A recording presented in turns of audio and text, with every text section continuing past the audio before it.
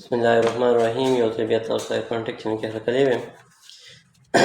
زمونږ نن چې کوم سپیشل ټاپک دی نو هغه د یو شارټ کټ دی کوم چې په ورډ، ایکسل او پاور پوینټ درې واړو کې یوز کېږي، خو د درې واړو پروګرام کې ډفرنټ کار چې کوم دی هغه اپلای کېږي په دې باندې.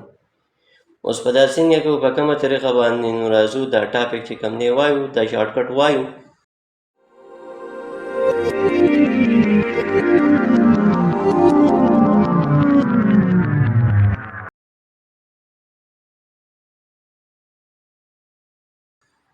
شارټکټ زمونږ سره فار ایگزامپل زه راځم او دا لیکل چې کوم مونږ کړي دي د په ورډ کې، نو دلته زه راځم دې ځای کې زه چې کوم دی یوز کوم دا کمانډ کنټرول ډي چې دا وینډو اوپن کړي. کنټرول ډي یې شارټکټ دی، او که زه راشم کنټرول شفټ اف ووهم اومقه دا وینډو راخو دلته د دې شارټکټ چې کوم دی هغه سره کنټرول ډي.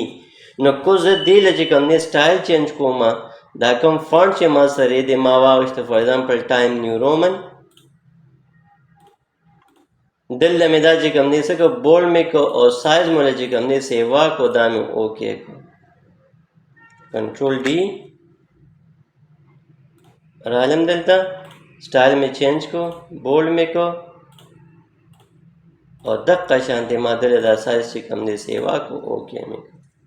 نو دلته خو دا شارټکټ چې کوم دی دا د فونټ وینډو دی.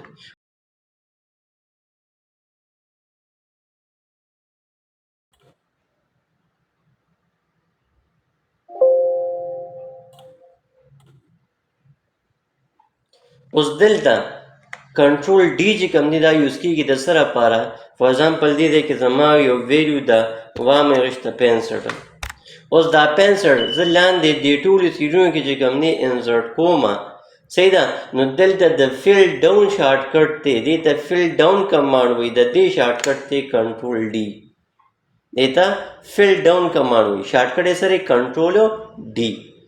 ها دا خو چې کوم دی په ایکسل کې شو، په ورډ کې د فونټ دی، په ایکسل کې د فیل ډاون دی.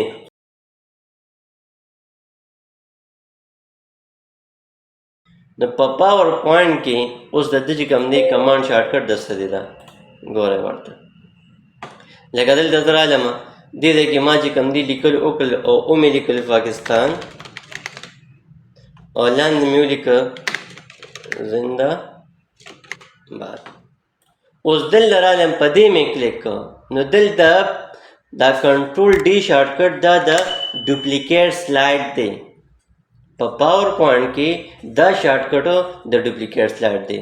دا زموږ نانی ټریک انشاءالله روان کلاس کې به نیو ټریک کوم نه ډسکس کوو. تر دې مخکې یاد راکړئ د الله په امان.